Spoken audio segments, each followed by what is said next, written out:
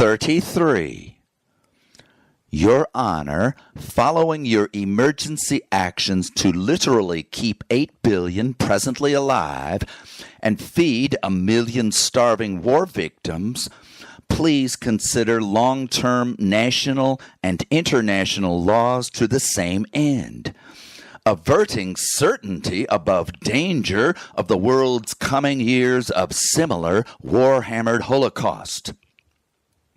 Returning to our suit for your enforcement of NNPT nuclear and conventional disarmament, the 195-nation record of 100% spitting on, not keeping this treaty, requires your world negotiation initiation, takeover, and supervision to completion of both universal nuclear and conventional disarmament tenets. Clearly, your first job is to guide building of the organized economic power of the 186 non-bomb powers to bully compliance out of the 9 killers. If you don't, they are certain for decades more, in the unlikely event that humanity survives at all, certain to hold every bomb in a death grip, in contempt of their legal sworn duty and law to disarm. Foreign judges also ordering executives and state departments to NNPT renegotiation will work with you. Every citizen and judge wanting a future, terrified of superpower proxy war exploding world nuclear doomsday, collaborate most urgently on the entire world's goal to prevent either Putin or Zelensky from rampaging to 9,000 mushroom cloud doomsday. Our first few years of disarmament work, even with widely inflicted economic war on corrupt holdouts, is not likely to move Alexander Putin towards non-aggression, much less disarmament. He'll remain obsessed with his empire-restoring wars, working up to several Eastern European assaults beyond Ukraine as I speak. American ambition to rescue Ukraine from Putin's assault makes him many millions of times more mass murderous. But our failure to support frontline Ukraine defense invites Russian rampage to kill 1 million. However, temporary success blasting Russians back to their border and Crimea kills 8 billion. America's season of right-wing minority obstruction of 70% vote for $60 billion for Ukraine war supply may suddenly end soon. Just as sudden must be our public movement for constitutional, national, and world defense against the nuclear end of the world. Our legal challenge of specific tanks, F-16s, and power artillery that would wrench Putin from conventional defeat to nuclear victory. Just believe the 2 years of the Russian dictators, all of their generals, and 20 million Russians' social media nuclear attack hysteria driving this exact doomsday. Instead, you campaign for Ukraine's terrific aerial missile and bomber defense, for civilian safety and frontline defense so solid that Russia can neither advance nor kill lots of armor-defended and strong shoot-back capable Ukrainian soldiers. The U.S. must gun up Ukrainians only to be lethal at the front, not to hammer Putin nuclear. A year of this defense should force ceasefire from Putin. Today, 75% of Russians are polled to desire the immediate end of their leader's war, a halt to his relentless, pointless slaughter of their own loved ones, hundreds of thousands of conscripted Russians. Most families painfully suffer the decline of the already very poor, small Russian economy. Let's talk NNPT enforcement lawsuits. File in many scores of nations for worldwide pressure on bomber nations. First, we tell the bombers that the treaty required nuclear disarmament, not 57 years of ignoring and abandoning this goal. Never utopian fantasy, but hard, imminent as doomsday danger imperative. Start cutting your worst forces by the year, month, and day.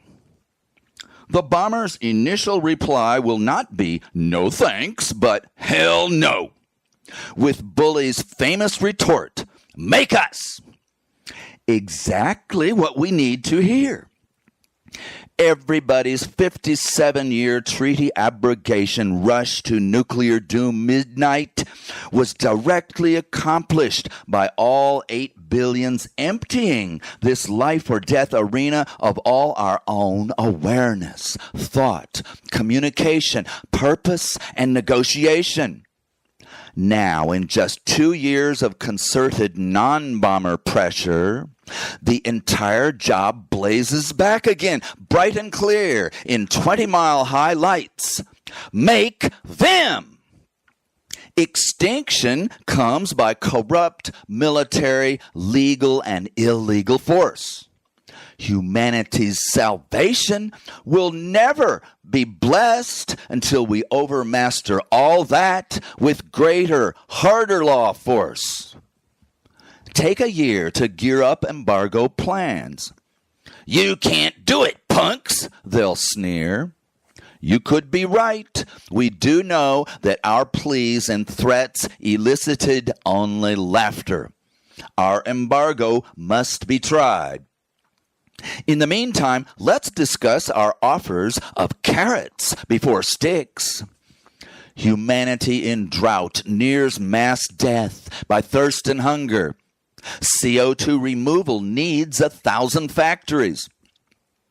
Water sourcing for ocean and flood delivery is the world emergency.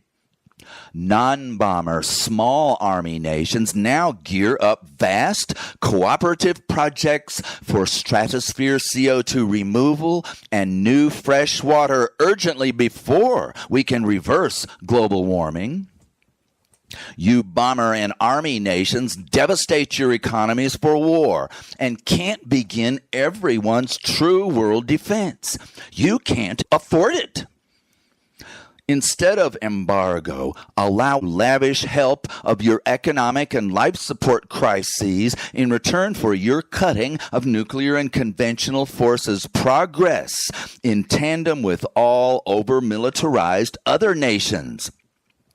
Exactly the deal we'll offer again after you idiots refuse this deal to force our scorched earth embargo, resulting in all-world economic decline to severely weaken everyone's rescue cooperation while all wars boom and bomber internal crises only worsen. Forcing us to make you disarm is disastrous for all. You making you join world rescue could make you new economic powerhouses, ever richer as your sharp decline of military foolery puts you guys on top of the world, and beloved instead of hated and fought against by your own populations. About your top dog compulsions, we're offering you 50 times the power, big guys. There are exactly 2 ways for everybody to go. Apart and fighting, we all lose, and I mean our lives. Together and helping, we all win, and I mean our lives. This happy human world scenario works on some tough guys, but not on others. Chinese and Russian leaders may disconnect our internet campaign for disarmament and real crisis rescue, circle their wagons around their nukes and attack, not defense forces, and launch more invasions beyond already conquered Ukraine and Taiwan.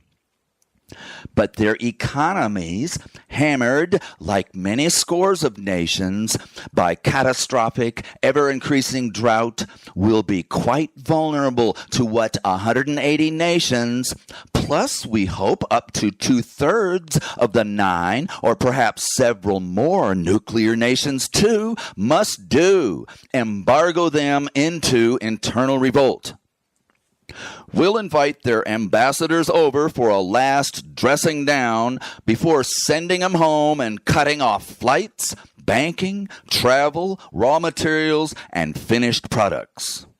We'll tell them your every device, phone, computer, car, satellite communication link, all your technology dependent on even single imported components, we're gonna kill. Every factory always thriving on certain raw materials from over 180 countries will soon have to pink slip a giant chunk of your entire population. As your water and farm crises explode, hundreds of millions will batter your government office doors and walls for food, water, and cash that even you power clowns are scratching for. The partial internet you can't kill will spread the world public word that 190 treaty-compliant nations are exploding water and food rescues of each other, even sending some to your criminal governments, who are, of course, keeping it for themselves.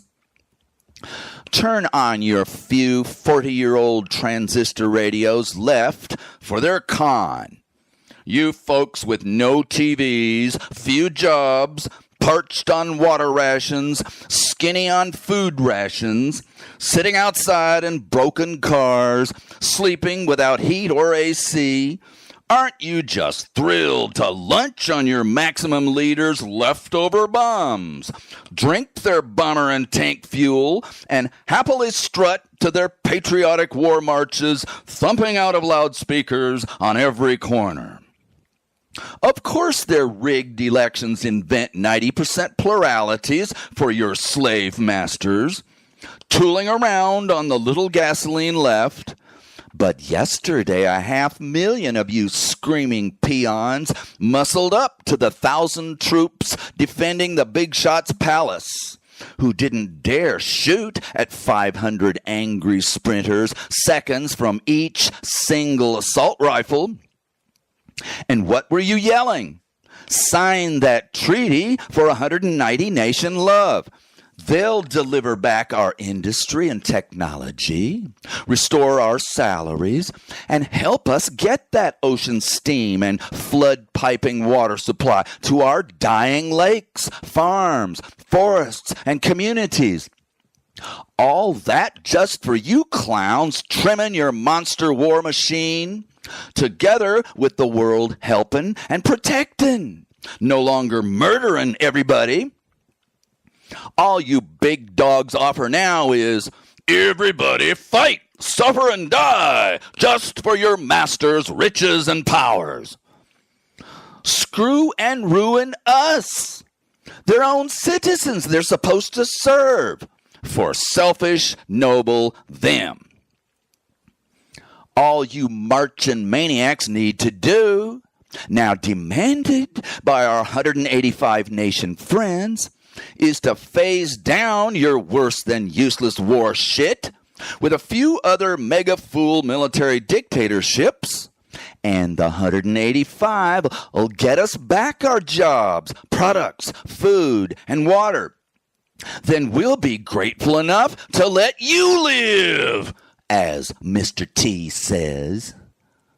How likely is it that at least 15 top top corrupt warrior nations will refuse all verbal world and domestic pressure to join the Border Defenses Only Treaty, or obey the Nuclear Non-Proliferation Treaty, or stop civilian savaging against their own ratified international war conduct treaties, stonewalling every human love law until we embargo them to domestic rebellion.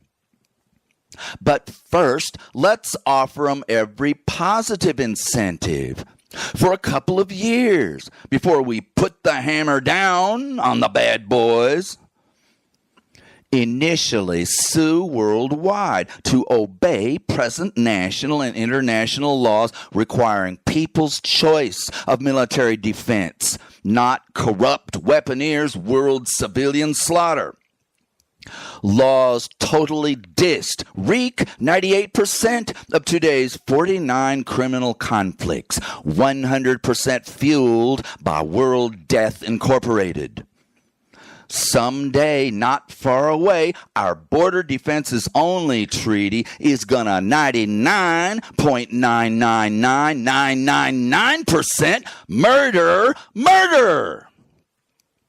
Your Honor, one of our suits today is public tax money campaign finance only. In American federal court, we submit research directly proving weaponeer campaign cash bribes, springing congressional fueling of 250 attack wars since 1947, killing 15 million people with American weapons.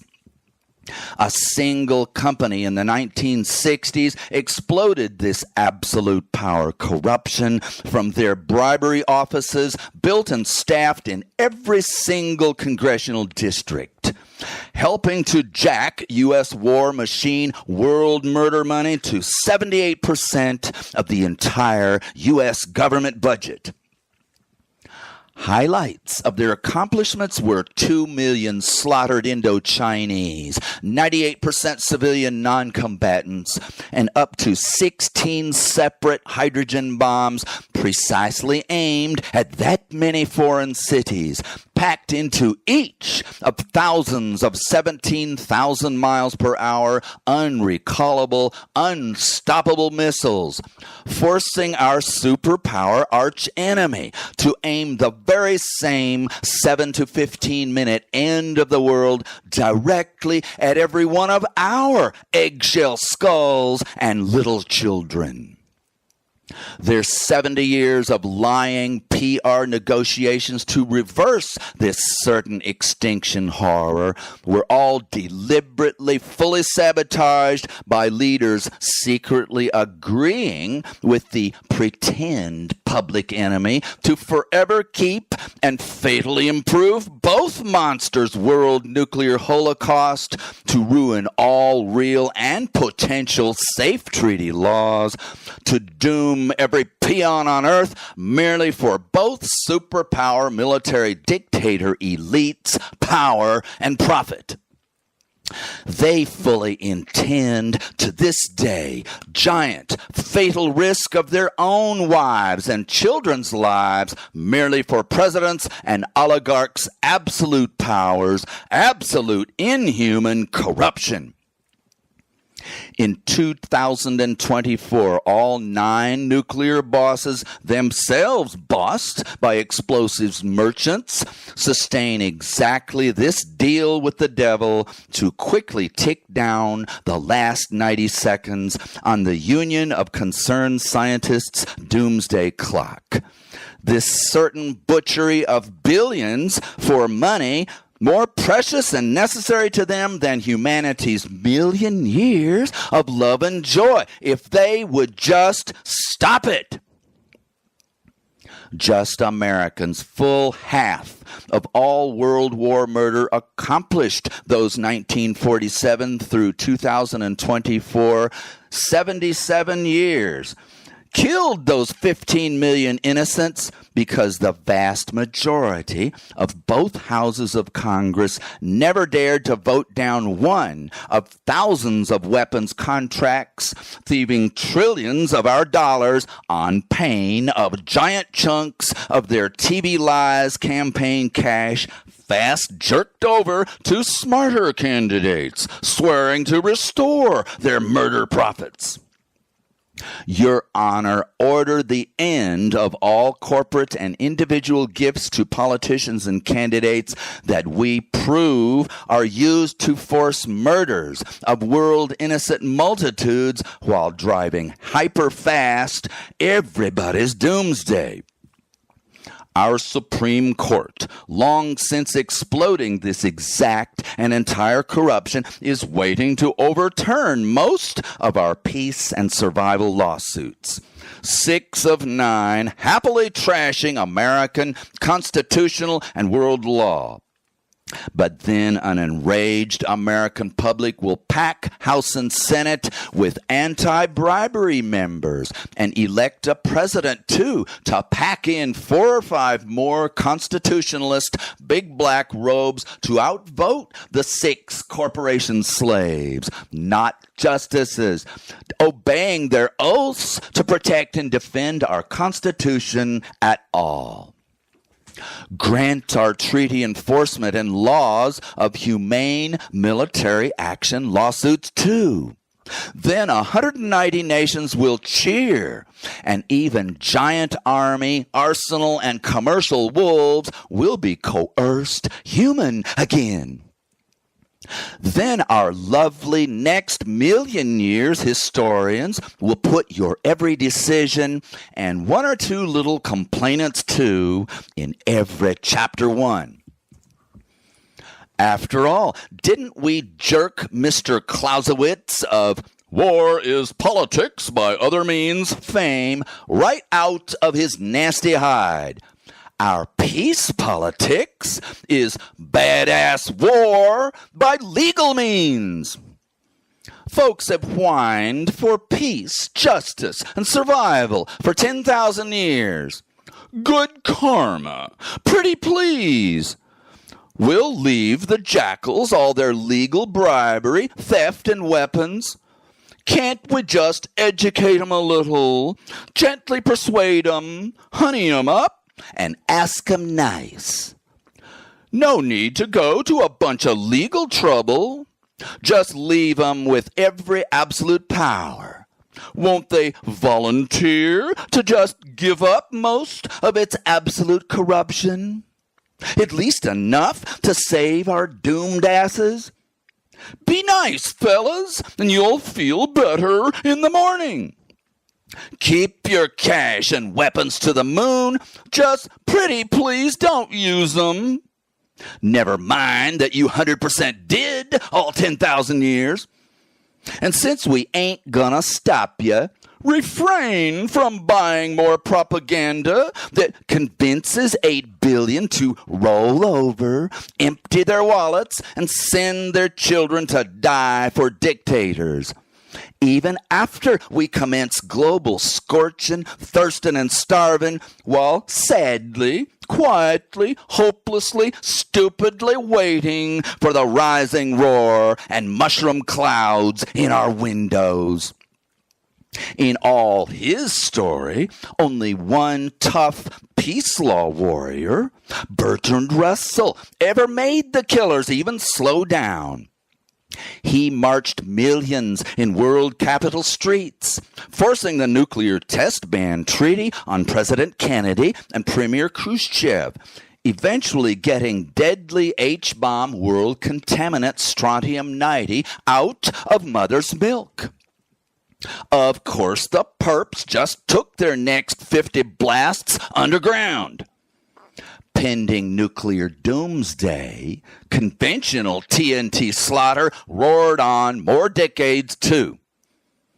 After Bertrand's single lawful war opponent's little battle was lost, our 10,000-year pretty please don't experiment is concluded too.